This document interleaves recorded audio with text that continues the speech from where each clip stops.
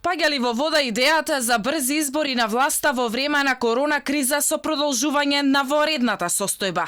Според министерот за здравство Филипче, воредната состојба е потребно да се продолжи со целината му да може да се спроведуваат препораките. Ние ќе побараме продолжување на вонредната состојба од повеќе причини, за да имаме механизми во однос на имплементирање на вакви препораки и во периодот кој што следи. Филипче денеска го представи протоколот за спроведување на изборите. Носење маски и ракавици, дистанца и дезинфекција, продолжен период за гласање на денот на изборите, но и можност за одржување митинзи и кампања од врата на врата. Се дел од препораките од протоколот на Комисијата за заразни болести. Задржувањето во партиските простори не треба да биде подолго од 2 часа, после што истите треба да се проветруваат и да се врши секојдневна дезинфекција на просториите.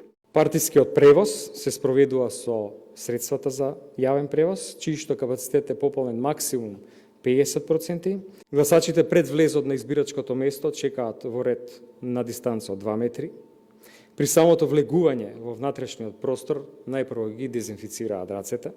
На 18 март беше прогласена првата воредна состојба на територија на цела држава во трајање од 30 дена.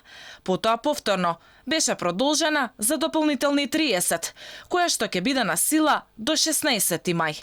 Председателот Пендаровски пред 2 недели изјави дека 2 пати ќе размислел дали ќе биде единствениот што ќе ја продолжува воредната состојба.